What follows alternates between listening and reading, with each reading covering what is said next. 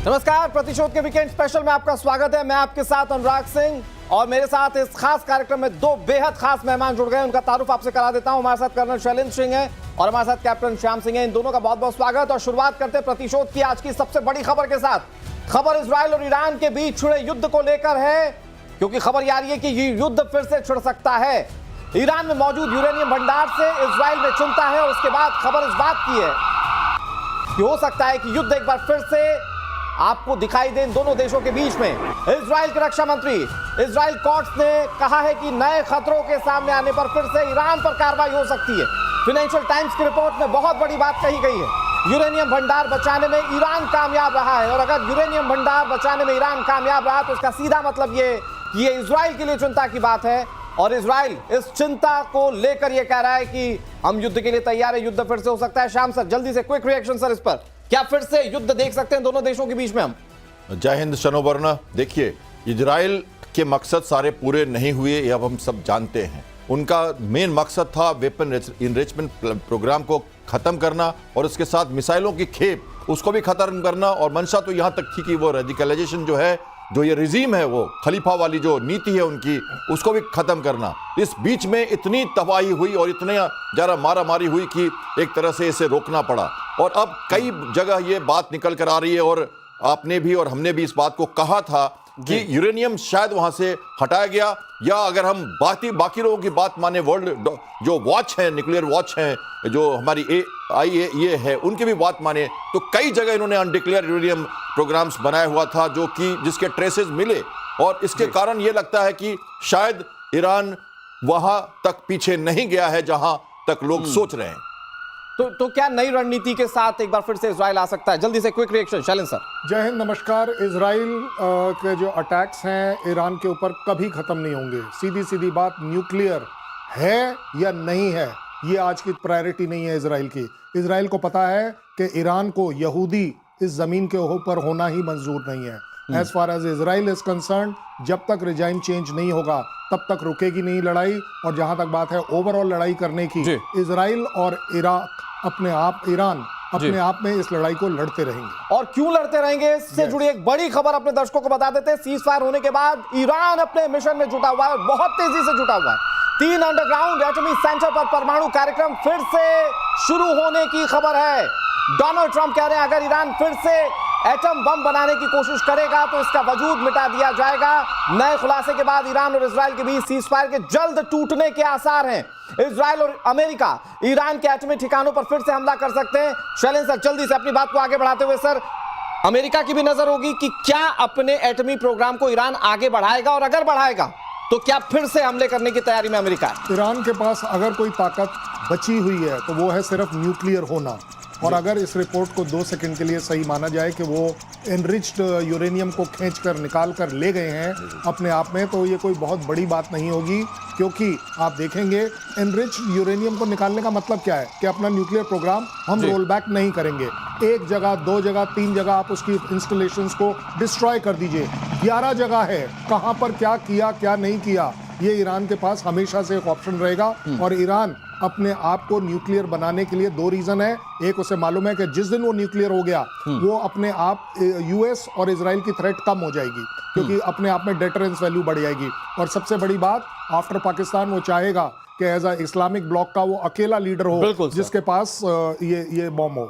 लेकिन श्याम सर, जो Israel predict कर रहा था, जो अमेरिका कह रहा था कि हमने हमले कर ईरान को कई महीनों पीछे धकेल दिया, वो तो शायद बिल्कुल गलत बात साबित होती हुई दिख रही है, क्योंकि अपने इनरिचमेंट के प्लान में आगे जुट चुका है ईरान अभी। बिल्कुल, मैंने पहले भी आपके साथ डिस्कशन में कहा था फोर्डो को छोड़ दो, लेकिन उन्होंने छोड़ा नहीं। अपनी मिलिट्री माइट जरूर दिखाई, डिस्टेंट ऑपरेशन किया उन्होंने। B-2 बॉम्बर का कमाल और टॉमहॉक की मिसाइल्स जो सबमरीन से छूटी उसकी बात जरूर उन्होंने की है। और उन्होंने कहा है कि nobody can do it, हम ही कर सकते थे। वो शायद उनका इरादा जरूर सफल हुआ। लेकिन जहां तक weapon enrichment program, mass destruction की जो बात कर रहा था ईरान, शायद उसमें उतना डेंट नहीं लगा जो कि मैंने आपको कहा। और यही रीजन है कि वो इनरिचमेंट प्रोग्राम आगे बढ़ता हुआ दिख रहा है। इस बीच एक और बड़ी खबर, इजराइल ने ईरान को बहुत बड़ी धमकी दी है, परमाणु कार्यक्रम नहीं रोका तो हमला तय है। गाजा से 100 गुना बड़ा हमला करेंगे। ये इजराइल की ओर से बात कही गई है। इजराइल जो कह रहा है, मैं फिर से आपको बताता हूं, इजराइल कह रहा है कि अगर परमाणु कार्यक्रम नहीं रोका, जिसकी जानकारी हमने आपको दी कि वो परमाणु कार्यक्रम आगे बढ़ाना शुरू कर चुका है ईरान, तो अगर ये नहीं रोकता ईरान तो गाजा से 100 गुना ज्यादा बड़ा हमला करेंगे। क्या प्लानिंग हो सकती है श्याम सर? देखिए, प्लानिंग उनकी बहुत क्लियर है। जैसे तो गाजा में लगातार आज भी उन्होंने, कल भी मारा है लोगों को, तो उनकी जो उनका जो तरीका है काम करने का, अगर 50 लोग भी उसके देश चारों तरफ से घिरे हों, वो अपनी मंशाओं को रोकते नहीं। उनकी जो पर्सनालिटी है नेतन्याहू की और इजराइल के लोगों की जो पर्सनालिटी है वो बहुत क्लियर है कि उन्हें जब लगता है कि उन्हें मारना है तो अमेरिका की भी नहीं सुनते, और उनका टैसिट और बैक सपोर्ट अमेरिका का उनके साथ लगातार है। इसलिए ईरान को वो छोड़ेंगे नहीं, जरूरत पड़ेगी फिर से अटैक करेंगे। अगर गाजा को एक फ्रेम करके अगर ये कह रहा है इजराइल की उससे ज्यादा बड़ा डिस्ट्रक्शन करेंगे, 100 गुना ज्यादा बड़ा हमला होगा, क्या कल्पना कर रहा है इजराइल इस पर? मुझे लगता है थोड़ा सा अनफेयर हो जाएगा कि गाजा और ईरान को कंपेयर किया जाए। गाजा अपने आप में, जहां तक इजराइल की स्ट्राइक है, वो टेररिज्म पॉइंट ऑफ व्यू से है। जो दूसरी तरफ गाजा में उनको वो डिफेंसिव सिस्टम नहीं मिलते हैं, टैंक्स नहीं है, एयरक्राफ्ट नहीं है, मिसाइल्स नहीं है, कुछ भी नहीं है। जबकि ईरान में अपने आप एक बिल्कुल एक देश के ऊपर आप अटैक कर रहे हैं, आप उस देश की सारी असेट्स के ऊपर अटैक कर रहे हैं, और उसके पास एक क्रेडिबल फोर्स जरूर है। बिल्कुल सर, और यही डिफरेंसेस है जब गाजा और ईरान की तुलना की जाती है, तो इसीलिए डिफेंस एक्सपर्ट कहते हैं देयर इज नो कंपैरिजन। इस बीच एक बड़ी खबर अपने दर्शकों को बता देते हैं। भारत के खिलाफ पाकिस्तान की बहुत बड़ी साजिश सामने आ रही है। ऑपरेशन सिंदूर में तबाह हुए आतंकी लॉन्चिंग पैड्स और ट्रेनिंग सेंटर फिर से तैयार हो रहे हैं। पीओके के जंगली इलाकों में नए हाईटेक लॉन्चिंग पैड को बनाने की कवायद शुरू हो गई है। पाकिस्तानी सरकार, आईएसआई और सेना की तरफ से पूरा सपोर्ट मिल रहा है। खुफिया इनपुट के मुताबिक इस बार इन आतंकी कैंप्स की सुरक्षा और निगरानी की जिम्मेदारी पाक army trend special security guards को दी जाएगी, जो कि तमाम तकनीकी उपकरणों की मदद से कैंप के आसपास के जंगल के इलाकों की पूरी निगरानी रखेंगे। ये खबर भारतीयों को कैसे देखना चाहिए शैलेंद्र सर? पाकिस्तान एक बार फिर से आतंकी लॉन्च पैड्स को तैयार कर रहा है। पाकिस्तान आर्मी का ब्रेड एंड बटर जो है वो टेररिज्म है, चाहे वो इंडिया सेंट्रिक हो, चाहे किस दुनिया में कहीं भी हो। अपने आप में अगर किसी भी तरह से टेररिज्म पॉइंट ऑफ व्यू से अगर पाकिस्तान वीक पाया गया तो दुनिया के जो टेररिस्ट ऑर्गेनाइजेशन है उस पर विश्वास कैसे करेंगे? एक बात। दूसरी बात, उससे भी ज्यादा बढ़कर, आप हाईटेक कर लीजिए। आप क्या सोच रहे हैं मैं अगली बार आपको पुराने ओल्ड टेक्नोलॉजी से अटैक करूंगा? मैं भी आपको सुपर हाई टेक्नोलॉजी से अटैक करूंगा। आज आप देख रहे हैं कि मैं आपको स्टैंड ऑफ अटैक करता हूं, बियॉन्ड विजुअल रेंज अटैक करता हूं। अगली बार आपको नहीं पता कि मैं कहां से अटैक करने वाला हूं, क्योंकि अटैक करने का समय, तरीका अब हमारा होगा, आपका नहीं होगा। ठीक है सर, बहुत इंपॉर्टेंट बात आप कह रहे हैं। और मैं अपने दर्शकों को बताऊं कि बिलावल भुट्टो को तो ऑपरेशन सिंदूर पार्ट 2 के सपने अभी से दिखने लगे हैं। मैं श्याम सर आपके पास आऊं, एक और बड़ी खबर अपने दर्शकों को बता देते हैं। पाकिस्तान में एक और आतंकी के मारे जाने की खबर है। लश्कर ए तैयबा का फाउंडर मेंबर शौकत, बताया जा रहा है कि किसी गुमनाम व्यक्ति इसको मारकर चला गया है। आतंकियों को ट्रेनिंग देता था शौकत, और इस शौकत को पूरी तरह से मिट्टी में मिला दिया गया। हमारे साथ मेजर गौरव आर्या भी जुड़े हुए हैं। और मेजर, बहुत जल्दी से मैं आपसे ये जानने की कोशिश करता हूं कि लश्कर का ये एक और आतंकी जो ढेर हुआ है, कहा जा रहा है कि किसी अज्ञात ने इसे टपका दिया है, इसके पीछे कोई खेल समझ रहे हैं क्या मेजर साहब आप? देखिए, पाकिस्तान में तो खौफ है ही, और पाकिस्तानी मीडिया अब खुल के कह रहा है कि भारत मरवा रहा है। हमारा ये कहना है कि भाई हमारा इससे कोई लेना देना नहीं है, कोई इनकी हरकतें ऐसी हैं। देखिए, लश्कर ए तैयबा जो भी होगा वो कोई संत साधु तो होगा नहीं, बिल्कुल, वो तो होगा टेररिस्ट। और जब वो टेररिस्ट होगा और उसकी हरकतें टेररिज्म वाली होंगी तो फिर उसके दुश्मन भी वैसे होंगे जो उसके पीछे पड़ेंगे। और हो सकता है कि आपसी रंजिश का मामला है। देखिए, ये लगातार दर लगातार पाकिस्तानी मीडिया का कहना है कि लगातार दर लगातार वही लोग मारे जा रहे हैं जो भारत के खिलाफ बोलते थे, भारत के खिलाफ कार्रवाई करते थे। मुझे ऐसा लगता है कि ये बहुत ही एक खूबसूरत कोइंसिडेंस है। बिल्कुल मेजर, आप जो कह रहे हैं वो बहुत इंपॉर्टेंट बात है, क्योंकि जो भारत की मुखालफत करते हैं या जो भारत के खिलाफ कई सारे आतंकी सपने बुनते हैं, वो एक एक करके खत्म हो रहे हैं। और इसीलिए पाकिस्तान तो खुलकर कह रहा है कि भारत करवा रहा है। इस बीच खबर यह कि ऑपरेशन 2.0 की प्रस्तावना, मुनीर लिख रहा है, कश्मीर का नाम लेकर उससे फिर से जहर उगला है। सेना से बोला कि कश्मीरी भाइयों की कुर्बानी को याद रखो। मुनीर के भड़काऊ बयान के बाद ही पहलगाम आतंकी हमला हुआ था, और एक बार फिर से कश्मीर पर जो टिप्पणी कर रहा है असीम मुनीर। सवाल ये कि क्या ऑपरेशन सिंधु 2.0 की पटकथा पाकिस्तान के असीम मुनीर की ओर से, फेल्ड फील्ड मार्शल की ओर से लिखी जा रही है? श्याम सर।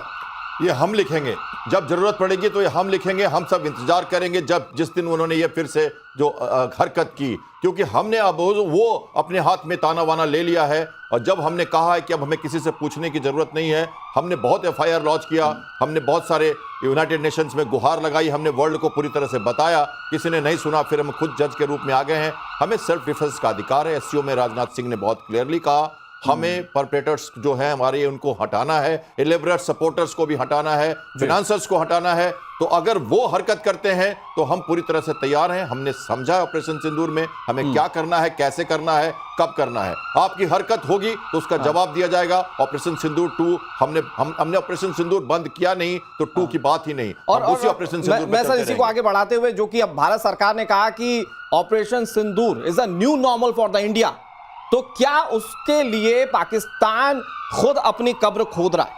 पाकिस्तान चाहे गिन ले, 1 गिन ले, 2 गिन ले, 3 गिन ले, 4 गिन ले, Pakistan you be rest assured, ये गिनती खत्म नहीं होगी जब तक तुम खत्म नहीं होगे। अगर आप मुझे 5 सेकंड दें, आपने बात करी कि वहां एक और आतंकी मारा गया है और उसका ब्लेम उन्होंने पाकिस्तान ने इंडिया की तरफ किया है। मैं कहता हूं चलिए जी, इंडिया से मैंने करवाया है, मैंने करवाया, कहने में हर्ज क्या है, कहने को आप कुछ भी कह लीजिए, लेकिन ज्यादा बड़ी बात यह, क्या आपको यह नहीं दिखता कि आतंकी मारा गया है, उसकी कोई बात नहीं हो रही। उससे बड़ी बात आपका कहना, आपके यहां सबसे ज्यादा आतंकी प्रभावित रहे हैं, हम तो आपका काम कर रहे हैं। कल अगर गौरव बोल दे कि जी वहां के 2 और बंदे मारे गए, मैं आज कह रहा हूं, आज नहीं तो कल हफीज मारा जाएगा, मसूद मारा जाएगा। आज मेरे से आप लिखवा लीजिए और आप जिस भी दिन होगा आप मुझे ब्लेम कर लीजिएगा, लेकिन मैं काम कर रहा हूं इंसानियत का, आपकी पाकिस्तान की इंसानियत का, दुनिया की इंसानियत का। इस तरह के टेररिस्ट अगर आपके यहां से जा रहे हैं, अलविदा हो रहे हैं, आप 72 हो रहे हैं, उनके लिए अरेंज नहीं कर पाए, अब हम कर रहे हैं और हम आगे भी करेंगे। और भारत ने तो बिल्कुल क्लियर कर दिया, अगर आतंक की बात करेगा, आतंक का लॉन्च पैड पाकिस्तान होगा, तो आतंक को पालने वाला देश भी हमारे लिए आतंकी है। भारत ने एकदम क्लियर कर दिया। इस बीच एक बड़ी खबर अपने दर्शकों को बता देते हैं। यूक्रेन पर रूस ने बहुत बड़ा हमला बोला है। यूक्रेन पर 477 ड्रोन और 60 मिसाइलें दागी गई हैं। रूस का दावा है कि यूक्रेन पर 537 हवाई हमले किए गए, बैलिस्टिक और क्रूज मिसाइलों से हमला किया गया। 4 कैलिबर क्रूज मिसाइलें दागी गई थी। यूक्रेन का एक और F-16 मारा गया। F-16 अमेरिका की ओर से दिया गया फाइटर प्लेन, लेकिन यूक्रेन के लिए काम कर रहा था और इसे रशिया ने ढेर कर दिया। ये बड़े हवाई हमले, श्याम सर, ये बड़े हवाई हमले, क्या हम एक बार फिर से बहुत high intensity war between Ukraine and Russia देखने जा रहे हैं? नाटो की मीटिंग के बाद पुतिन काफी परेशान हैं और उनको लगता है कि एक और सबक सिखाना यूक्रेन को जरूरी है। अपने मिलिट्री माइट का फिर से उन्होंने उपयोग किया है और उन्होंने ड्रोन्स और मिसाइल्स, जो कैलिबर जैसी मिसाइल्स का यूज किया है। देखिए, रशिया तब तक रुकेगा नहीं जब तक उसकी जो जमीर की जो बात है, जो यहाँ का यूएसएसआर का वर्चस्व उस एरिया का रशिया के हाथ में रहना है। जमीनी लड़ाई तो लड़ रहे हैं वो, पर जमीन लेना नहीं चाहते उनसे। जो उन्होंने लिया है वो किसी कारणवश एक्स्ट्रा जो जमीन है क्रीमिया और उसके 4 जो रीजन्स हैं, वो रशियन स्पीकिंग रीजन्स को उन्होंने लिया। बाकी वो लोग चाहते नहीं, बस वो रेजिम चेंज करके और डी नोटिफाई करके और वहां से आर्मामेंट्स जो हटाना और एक शांतिपूर्ण देश बनाना चाहते हैं। जब तक ये नहीं होगा ऐसी लड़ाई चलती रहेगी, मनोबल टूटता रहेगा। कीव को घुटने पर लाना है और इसलिए उन्होंने दोबारा ये शकल दिखाई। और शैलेंद्र सर, मैं बहुत जल्दी से एक क्विक रिएक्शन चाहता हूं। क्या पिछले दिनों यूक्रेन ने जो रूस के अंदर घुसकर हमला किया था, जो व्लादिमीर पुतिन के घर के आसपास जो हमले हुए थे, क्या ये उसके बदले की शुरुआत है या बदला उसी के चलते ये सारे हमले जो हम देख रहे हैं? मुझे नहीं लगता कि एक अकेले आप अपने आप में बदला चल रहा है। अब आप देखिए इस बदले के साथ और क्या चल रहा है। नेटो कुछ करता है, पुतिन एक मैसेज, नेटो कर क्या रहा है? मैसेज ही तो कर रहा है और तो कुछ नहीं कर रहा है, लड़ाई के अंदर तो आ नहीं रहा। इसी तरह पुतिन क्या कर रहे हैं कि लीजिए आपका मैसेज मैंने ले लिया, अब मैंने इतनी बड़ी स्ट्राइक कर दी, आप कर लीजिए क्या करेंगे। आप बहुत बड़ी ऑर्गेनाइजेशन है, बचा सको तो बचा लो। ज्यादा बड़ी बात यह भी है कि यस, सेरेमोनियली ये देखा जाता है कि you dare attack my president, true, that is very serious. तो उसका जवाब अपने आप में उतना ही सीरियस और भयानक दिया जाए। एक और इंफॉर्मेशन आ गई है। इंफॉर्मेशन ये कि नाटो और रूस में तनातनी और बढ़ गई है, जिसका जिक्र हमारे डिफेंस एक्सपर्ट कर रहे थे। पुतिन ने बाल्टिक सागर के ऊपर जासूसी प्लेन भेज दिए। देखते ही जर्मनी ने यूरोफाइटर जेट्स को उड़ा दिया है। जर्मन हवाई सीमा में घुसने से पहले ही रूसी प्लेन मुड़ गए। नाटो की मीटिंग के बाद पुतिन ने धमकी दी थी और यह धमकी थी नाटो देशों को। और ऐसे में जर्मनी के आसपास जैसे ही विमान उड़ते हुए दिखे, जर्मनी ने अपने विमानों को एक्टिव किया और उसके बाद रूसी विमानों को मुड़ना पड़ा।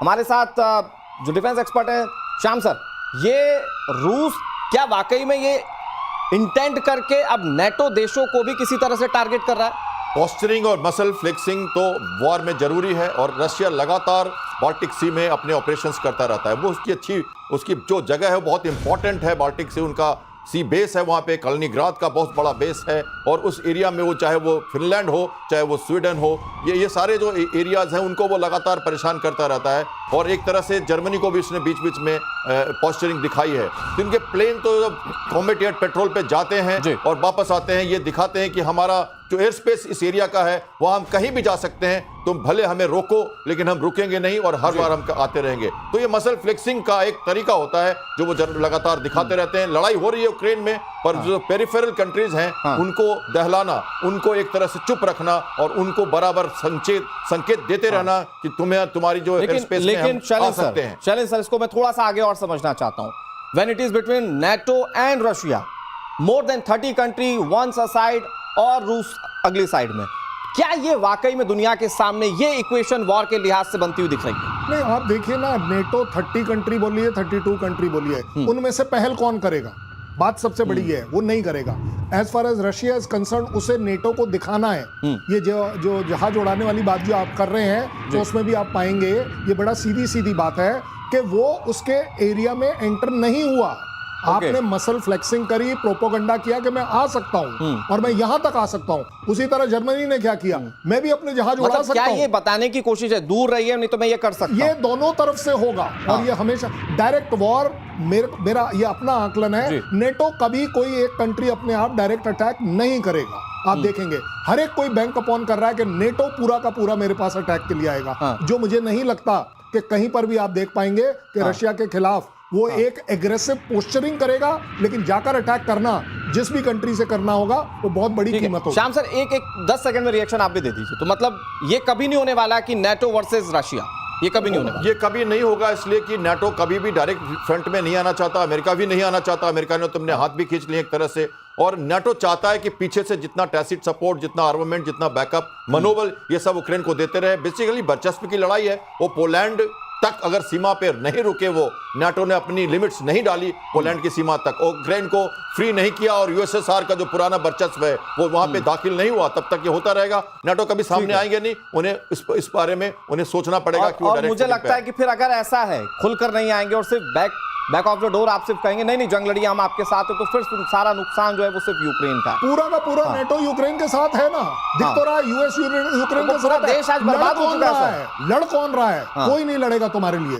ये जो F-16 आपने अब दिया, 2 साल पहले दे देते, वो मांग रहा था। ये जो नेटो की मेंबरशिप जिसके पीछे वो पड़ा हुआ है, आपने आज तक नहीं दी और ना देने की, तो आप लड़ेगा कौन?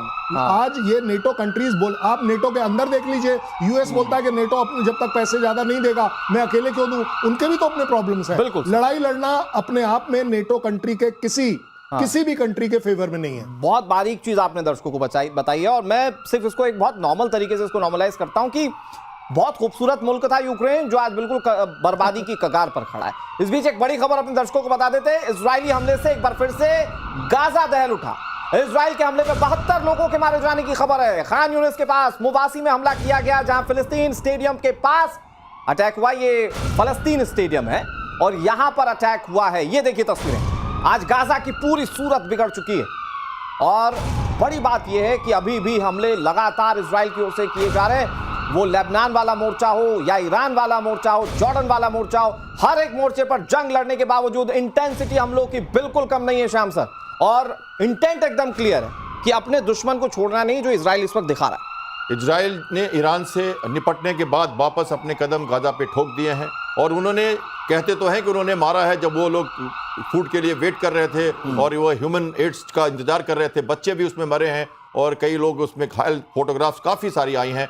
फ्रांस ने ये भी कहा है कि हम इसमें हेल्प करना चाहते हैं, ह्यूमैनिटेरियन एड देना चाहते हैं, और ये भी देखना चाहते हैं कि कौन जो हमास के लोग हैं, हमारे जो एड्स जो हम दे रहे हैं, खाना लेके भाग रहे हैं या जो सामान पहुंच रहा है उसको इधर उधर ले जाके डिस्ट्रीब्यूट कर रहे हैं अपने हमास के कैंप में। तो वो सारी बातें हो रही हैं। अमेरिका ने भी रिस्ट्रेन करने के लिए इजराइल को कहा है, लेकिन इजराइल का तरीका अलग है। उससे जहां खतरा लगता है वो उसे तब तक डिसमिनेट नहीं कर देता, बिल्कुल खत्म नहीं कर देता, तब तक वो रुकता नहीं है। तो जैसे उसे फुर्सत मिली थी हिजबुल्लाह और हुती से और ये अपने हमास से, तो वो ईरान के पीछे गया, और जैसे ईरान से थोड़ी सी उसको मोहलत मिली है तो फिर से वापस अपने मिशन में जुट गया है। लेकिन एक स्टेप बैक जाते हुए शैलेंद्र सर, मैं आपसे समझता हूं कि जैसा कि श्याम सर ने कहा कि इजराइल के हमला करने का तरीका अलग है और वो जैसे ही मौका देखता है हमला करता है, और इस वक्त उसके लिए थ्रेट तो ईरान भी है, तो क्या प्लानिंग ईरान के लिहाज से भी इजराइल इस वक्त कर रहा है? नहीं, देखिए, इजराइल के, नॉट दैट कि मैं कोई पैलेस्टीनियंस का बहुत बड़ा फैन हूं या उनके अगेंस्ट हूं, अगर एक बिल्कुल निष्पक्ष करें, हमास गाजा में है कौन? पैलेस्टीनियंस हैं। वहां की टेररिस्ट ऑर्गेनाइजेशन कौन है? हमास है। आप बताइए, पैलेस्टीनियंस ने उनको इलेक्ट कर पैलेस्टीनियन अथॉरिटी बना दिया पूरी की पूरी हमास को। ये जो 100, 200, 500 किलोमीटर की टनल है, आपको क्या लग रहा है रातों रात अपने आप बन गई? इसमें पैलेस्टीनियंस इन्वॉल्व नहीं है। अरे भाई, आज आप अपने अगर बच्चों की दुहाई दे रहे हो, आप, ये एक घेटो था पूरा का पूरा, और क्या डिस्ट्रॉय करवाना चाहते हो? हम जब हमास की बात करें, बड़ी खबर आ गई, मैं वो अपने दर्शकों को बताता हूं, इजराइल ने हमास का कमांडर मार गिराया।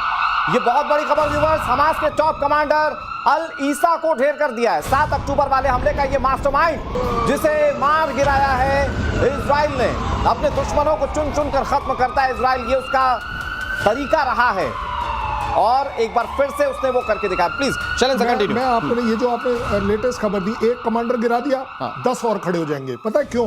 क्योंकि हमास अपने आप में हमास नहीं है, ये एक सोच है, और ये सोच पैलेस्टीनियंस के बचपन से लेकर ऊपर तक है। जिसका बच्चा जो मरा है, जिसका बच्चा, आपको नहीं लगता कि वो अब और ज्यादा लंबा और बहुत ज्यादा दृढ़ टेररिस्ट बनेगा, हमास का मेंबर बनेगा? वो फैमिली, आपको क्या लग रहा है, इजराइल को प्रेज करेगी, उसके साथ चलेगी? हमास का सबसे बड़ी तकलीफ यह है, अगर आप कल पूरे के पूरे गाजा को खत्म कर दें, जमीन में मिला दें, तो भी हमास की जो सोच है वो आप खत्म नहीं और कर सर, हमास तो कहता है कि हम फुल टाइम वॉरियर हैं, हम लोगों के लिए जीना, अच्छी लाइफस्टाइल मेंटेन करना माइट बी अ टास्क, लेकिन वहां के लिए लोग अपने आप को वॉरियर बताते हैं, वो जंग को अपने आप में ब्लड में बताते हैं। तो इसीलिए हमास वॉरियर कैसे हो गया? नहीं, हमास वॉरियर कैसे? 7 अक्टूबर को, सर, वो अपने आप को बताते हैं। कौन सा ऐसा वॉरियर का काम तुमने किया था जब तुमने वो बच्चे मारे, औरतों को रेप किया, मरी हुई औरत को नंगा कर आप परेड कर रहे हो? ये है आपका वॉरियर? किसने कह दिया कि हमास अपने आप में वॉरियर है? मैं नहीं मानता। मैंने ह्यूमैनिटी के अगेंस्ट है। मैंने बहुत क्लियर कहा कि हमास अपने आप को वॉरियर बताता है, इसीलिए मैं आप ही की बात को सपोर्ट कर रहा हूं। देखिए, इसको ऐसे, एक मरेगा तो 10 खड़े हो जाएंगे। जैसे कैसे लिया जाए कि हम, देखिए, पैलेस्टाइन एक कंट्री है जिसे कोएग्जिस्ट करना था इजराइल के साथ, और इजराइल उसके साथ कर रहा था, सब कुछ अच्छा चल रहा था। 7 अक्टूबर 23 को कुछ, मैं फिर से बताता हूं, कुछ डिस्कंटल्ड लोगों ने, हमास के कुछ डिस्कंटल्ड लोगों ने, वैसे हमास तो टेररिस्ट आउटफिट है, ये तो डिक्लेयर्ड है, लेकिन ये गलत कर दिया जब हम इंडिया से मिडिल ईस्ट यूरोपियन कॉरिडोर बना रहे थे, हम जब अच्छी बातें कर रहे थे, उस समय इजराइल को उन्होंने कुरेद दिया। ये गलत किया, और हमास जब तक खत्म नहीं होगा तब तक वो सर प्लीज, एक बड़ी खबर आ रही है, एक बड़ी खबर आ रही है। बड़ी खबर यह है कि ईरान इजराइल वॉर में अमेरिका ने लाखों डॉलर फूंक दिए। मिलिट्री वॉच मैगजीन की रिपोर्ट में बहुत बड़ी बात सामने आई, सिर्फ थर्ड इंटरसेप्टर के लिए $1.2 बिलियन खर्च किए गए। ईरान से थर्ड ने इजराइल को बचाया था, और मैं गलत नहीं हूं अगर शैलेंद्र सर, तो ये थर्ड वो है जो सैटेलाइट के तौर पर इंटरसेप्ट करता है मिसाइलों को। प्लीज आप थोड़ा इसको इलैबोरेट कर दीजिए। देखिए, सबसे बड़ी बात यह है, एयर डिफेंस सिस्टम बैकबोन है इजराइल को बचाने वाली।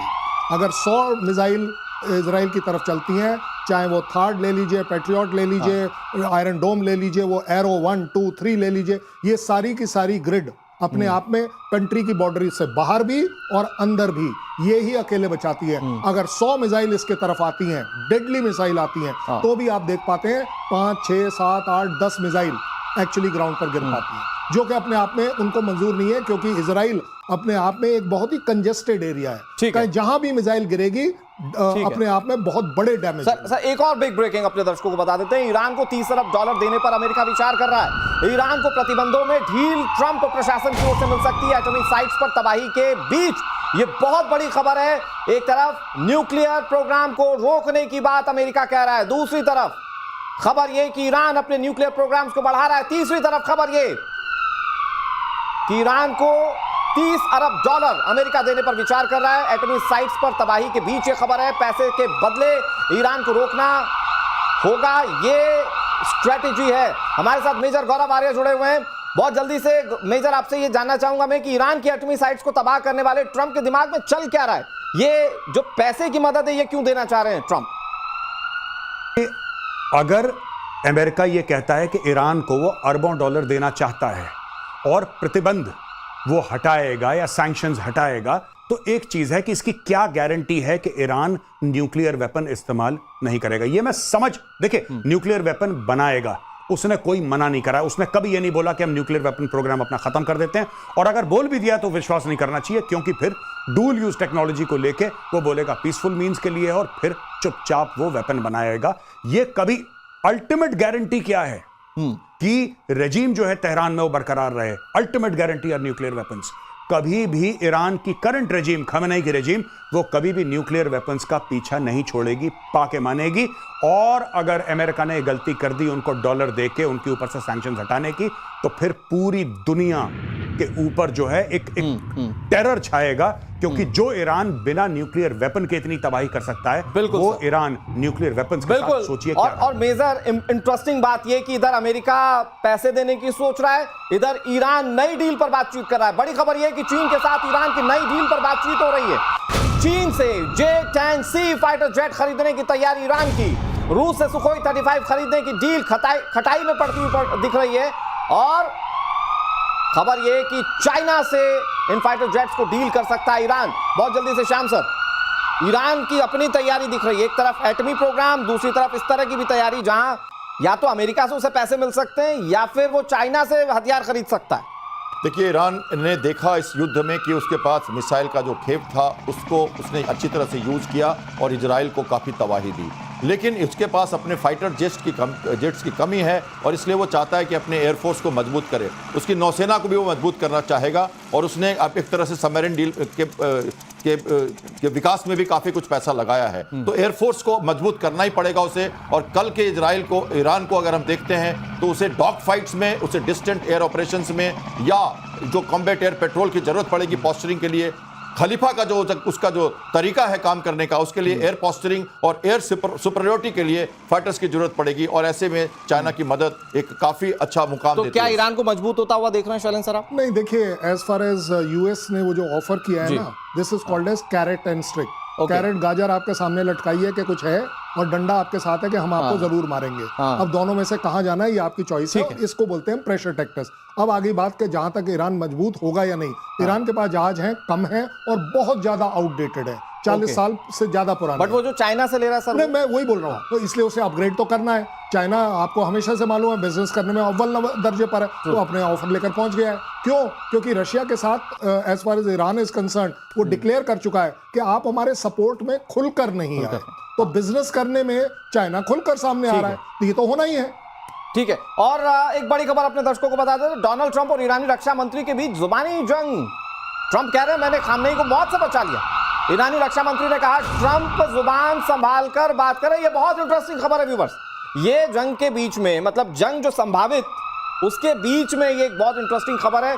शैलेंद्र सर, यही होता है जब आप अपनी क्रेडिबिलिटी खो देते हैं, तो ये मतलब ईरान के रक्षा मंत्री भी ट्रंप को सिखा दे रहे हैं। नहीं, एक्चुअली अनफॉर्चुनेटली चल तो ये रहा है कि यूएस वाले ही नहीं बिलीव कर पा रहे कि ट्रंप बोल क्या रहे थे, हैं और जो करेंगे, क्योंकि कोई पता नहीं कब कहां कैसे वो यू टर्न मार जाए और किस बात का कहीं और मतलब ले जाए। लेकिन अपने आप में एक बड़ी बात यह है, एज अ यूएस प्रेसिडेंट आपके पास काफी कुछ वो खबर होती है जिसके पीछे काफी कुछ होता है। अगर आप बोलते हो पीस सीज फायर हो रहा है, तो कहीं ना कहीं वो बादल ठीक छट रहे होते हैं और आप अल्टीमेटली देखते हैं एक सीज फायर हो जाता है। एडवांस इंफॉर्मेशन है, वो एक अलग बात है। जहां तक बात है कि ईरान अभी 30 अरब डॉलर लेने हैं या एक दूसरे के गाली गलौज करनी है, ये आपकी अपनी चॉइस है। बट अपने आप में ईरान अब भी दिखाने की पूरी कोशिश करेगा कि यूएस और इजराइल के खिलाफ हम मजबूती से खड़े।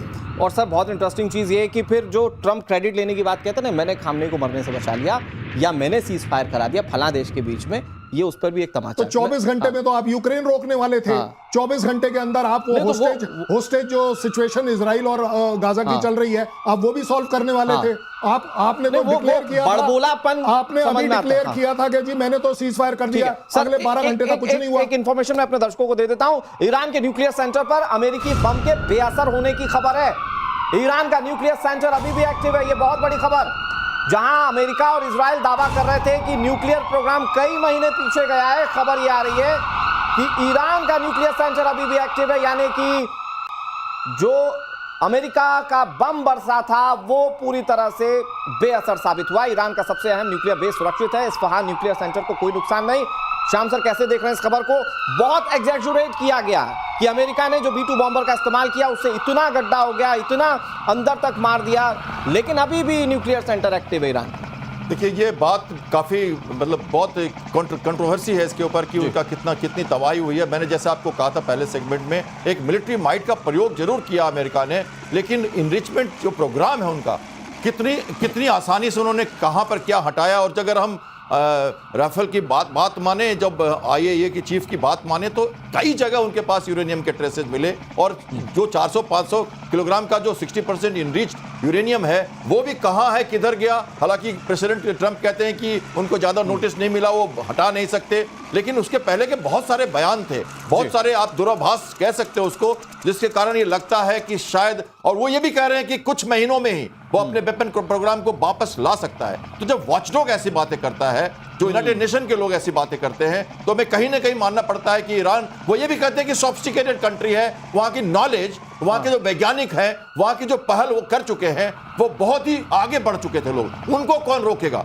उनको कहां हमने तबाह किया? कुछ साइंटिस्ट आपने मार दिए, लेकिन रक्त बीज है ये कंट्री रुकने वाला नहीं है। इसके पास वो प्रोग्राम है जो लोग मानते हैं कि वो पुनः वापस आएगा और अपने प्रोग्राम को, और टैसिट अरेंजमेंट से चाइना और रशिया की, फिर अगर ऐसा होता है तो फिर अमेरिका और इजराइल दोनों के लिए चिंता की बात है।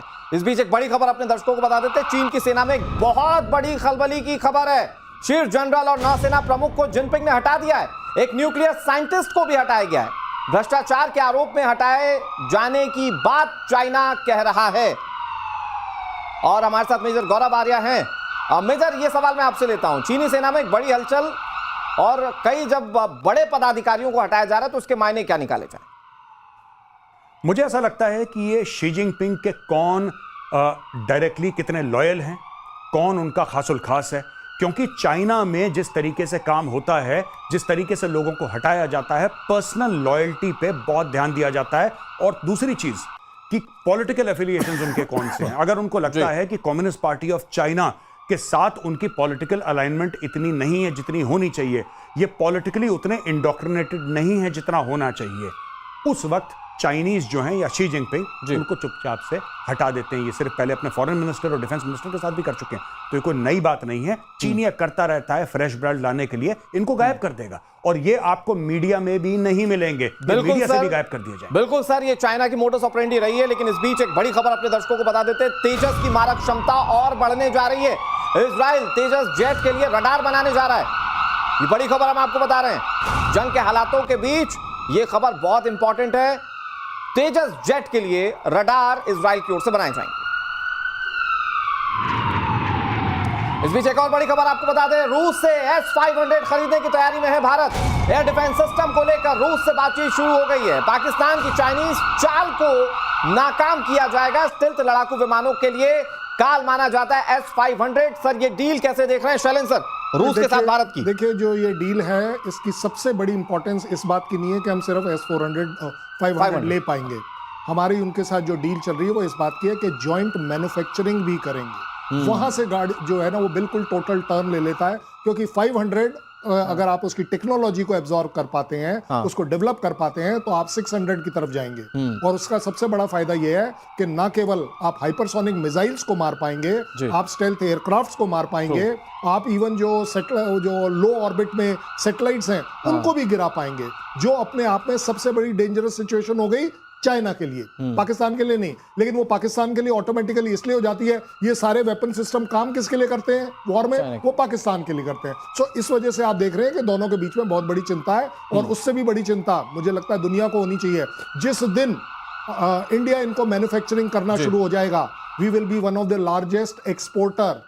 यहां पर आएगी इकोनॉमिक एक रेवोल्यूशन, एक इकोनॉमिक गेन जो इंडिया देख रहा है। ठीक है श्याम सर, बहुत जल्दी से इस पे क्विक रिएक्शन। तो अगर स्टिल्थ फाइटर जेट को मार गिराने वाला हमारे पास अगर एयर डिफेंस सिस्टम आएगा तो ये तो बहुत बड़ी विक्ट्री होगी, क्योंकि अभी सबसे बड़ी सिरदर्दी ये स्टिल्थ फाइटर जेट है जो रडार से बच जाते हैं। आज का युग जो है हमारा ये एयर डिफेंस का है, डिस्टेंस ऑपरेशंस का है, स्टैंड ऑफ वेपन्स का है, और इस हिसाब से मिसाइल्स और एयरक्राफ्ट को रोकने के लिए सबसे जरूरी है उनकी वार्निंग सिस्टम, और उसके बाद इंटरसेप्ट करके और ऑटोमेटिकली फायर कंट्रोल रडार का सॉल्यूशन कि कौन सा इंटरसेप्टर, कौन सा सरफेस टू एयर मिसाइल उनको इंगेज करे, कितनी दूर पर करे। उस हिसाब से हमें दूरी जितनी दूर हो, आईसीबीएम की हम बात कर रहे हैं, जब हम बैलिस्टिक मिसाइल्स की बात कर रहे हैं तो हमें जो स्पेस से जो मिसाइल्स आ रही हैं उनको पकड़ना पड़ेगा, और उस हिसाब से 500 बहुत ही कामयाब होने वाला। आपने बात किया तेजस मार्क 1 में जो हम लगाने वाले हैं, ऐसा इलेक्ट्रॉनिकली स्कैन रडार की जो भी इजराइल और भारत के समझौते के साथ, भारत की कंपनियों के साथ मिलकर बनेगा, और इसके बाद हम कुछ दिनों के बाद भारत के लिए बड़ी उपलब्धि है, भारत इसका एक्सपोर्टर बन पाएगा। लेकिन एक बड़ी खबर ये आ रही है कि पाकिस्तान के झूठ पर भी भारत ने स्ट्राइक कर दी है। वजीरिस्तान हमले में भारत को बदनाम करने की साजिश नाकाम हो चुकी है। भारत ने पाकिस्तान के आरोपों को खारिज कर दिया। पाकिस्तान ने हमले के लिए भारत को दोषी बताया था। यहां आत्मघाती हमले में 12 पाकिस्तानी सैनिक मारे गए थे, लेकिन भारत ने इन आरोपों का खंडन कर दिया है। भाई, आतंक को पालने वाला देश जब खुद आतंक का शिकार होता है तो वो बगले झांकता है। शैलेंद्र सर, और वो वही भारत पे आरोप लगा रहा था, और भारत ने बिल्कुल क्लियर कर दिया कि हम नहीं। इस तरह का ब्लेम गेम चलेगा, इंफॉर्मेशन वॉरफेयर चलेगी। मैं आपसे पूछता हूं, अगर हम इन सब लोगों को ट्रेनिंग का कोई एक ट्रेनिंग कैंप पाकिस्तान का कोई आदमी बता दे जो इंडिया में है, मैं तो 10 गिनवा दूंगा कहां है। आप एक गिनवाइए मुझे कहां है। अच्छा चलिए कोई बात नहीं, आप ये टेररिज्म की लड़ाई की बात कर रहे हैं ना भाई, आपने बोल दिया आप हमारा एक टेररिस्ट का नाम बताइए जो इंडिया में है या इंडिया सपोर्टेड है, कोई एक बता दीजिए। तो ये इस तरह के, देखिए जहां जिस तरीके की तकलीफें पाकिस्तान ने अपने अंदर, चाहे वो टीटीपी के साथ कर रखी है, मैं कह रहा हूं इवन बलूचिस्तान के साथ कर रखी है, हर जगह जो उनकी अपनी प्रॉब्लम्स है, वो सारे के सारे आर्मी पर स्ट्राइक क्यों कर रहे हैं? वो सिविल एरियाज में क्यों नहीं कर रहे?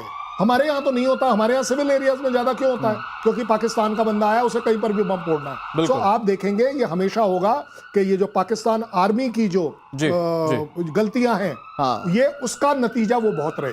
हाँ, और बड़ी बात ये कि हम फिर क्लियर भी कर देते हैं, कई बार तो हमने सबूत दिए हैं कि कैसे आतंकी टेरर कैंप्स जो हैं वो पाकिस्तान के अंदर ही चल रहे हैं। लेकिन एक बड़ी खबर ऑपरेशन सिंदूर को लेकर बताने जा रहा हूं मैं आपको। बड़ा खुलासा हुआ ऑपरेशन सिंदूर पर। पाकिस्तान को नक्शे से मिटा देता हिंदुस्तान। पाकिस्तान एटम बम गिराता तो भारत जोरदार पलटवार करता। भाई, पाकिस्तान एटम बम की तो धमकी दे रहा था, लेकिन खबर यह है कि भारत पलटवार करता और पाकिस्तान को नक्शे से मिटा देता। इंडोनेशिया में एक सेमिनार में भारतीय नौसेना के कैप्टन शिव कुमार ने यह बहुत बड़ी बात कही है। श्याम सर, देखिए ये जो कह रहे हैं वो बिल्कुल क्लियर कह रहे हैं। राजनाथ सिंह जी का बयान सुनो, जब वो विक्रमादित्य में गए थे नाविका सागर को रिसीव करने के लिए। आस्तनी तो हमने अभी संभाली ही नहीं थी, हमने तो मोड़े ही नहीं थे। देखिए नेवी जो कंपेलेंस फोर्स है आज के दिन में, और वो तब आती है सामने जब लगता है कि इनको सबक सिखाना है। सारे टारगेट्स, मकरान कोस्ट का, सिंध कोस्ट का, सारे टारगेट्स। और आपको मालूम है ये सब हम मीडिया में कहते नहीं है, जो वेपन्स यूज हुए नेवी के अटैक्स में वो किसी को मालूम नहीं है और कभी मालूम होगा भी नहीं। हमने क्या किया है किसी को बताएंगे भी नहीं। सरप्राइज और दूरी, यही नेवी का तरीका है। अब धीरे धीरे आपने एडमिरल त्रिपाठी को सुना 2 दिन पहले, उन्होंने बताया है इसके बारे में। ऐसी तैयारी थी कि शायद उसको पता भी नहीं चलता। सारे शिप्स उनके सबमरीन्स हार्बर में रह गए, एक भी शिप बाहर नहीं आया। और उनका जो ATR एयरक्राफ्ट ऑपरेशन जब खत्म हुआ उसके 2 दिन के बाद वो ट्रैक करने आया था फ्लीट को, उसको हमने इमीडिएटली ट्रैक करके वापस भेज दिया। हम वहां तक गए जहां तक कि शायद उनको मंजूर नहीं था। हम वो एक्ट ऑफ जो वॉर है टेरर को जो हमने करार किया है, अब हम इंटरनेशनल स्पेस से, अब हम इंटरनेशनल सी से वो वार कर सकते हैं। वहां हम रुके हुए थे जब 10 से 12 बजे तक DGMO ने दोनों से बात नहीं की थी। उसका एक मकसद था, कैबिनेट ने उस समय फाइल क्लियर की और डिक्लेयर किया 3 बजे प्रधानमंत्री ने 10 मई को कि हम टेरर को एक्ट ऑफ वार घोषित करते हैं। और तब वो रोल आर्म फोर्सेस को मिला कि अब हम हॉट परस्यूट, सेल्फ डिफेंस में वापस जाना और वो बातें करना जो शायद किसी को पता नहीं है। तो आपने DGNO को सुना होगा, अगली बार पाकिस्तान ने कुछ किया तो क्या होगा ये उसे मालूम है, इसलिए उन्होंने सीज फायर कराया। लास्ट क्वेश्चन शैलेंद्र सर, मेरे पास कुछ सेकंड्स का टाइम बचा हुआ है, बस क्वेश्चन ये, तो मतलब ये गीदड़ बबकियां थी न्यूक्लियर की, अगर भारत अपनी पर आता तो आज नक्शे पर नहीं होता पाकिस्तान। मैं आपके स्पेसिफिक सवाल का आंसर दे रहा हूं और आप कृपया कर सब लोग इस बात को अपने आप इवैल्यूएट कर लीजिए 10 सेकंड के अंदर। ज्यादा बड़ी बात यह है, आप बोल रहे हैं कि हम न्यूक्लियर की सेकंड स्ट्राइक करते, मैं आपको पहली स्ट्राइक करने दूंगा तभी तो करते। आपको क्या लग रहा है किराना स्टोर से आप एक बम निकालेंगे, 16 किलोमीटर दूर ले जाकर अपने जहाज में, मिसाइल में कहीं लगाएंगे, वो जहाज उड़ेगा, मैं 300 किलोमीटर वेट करूंगा, भारत की अपनी तैयारी, नहीं मारूंगा। पाकिस्तान भारत के आगे कहीं नहीं टिकता, ये तो हम हर मंच पर कहते हैं।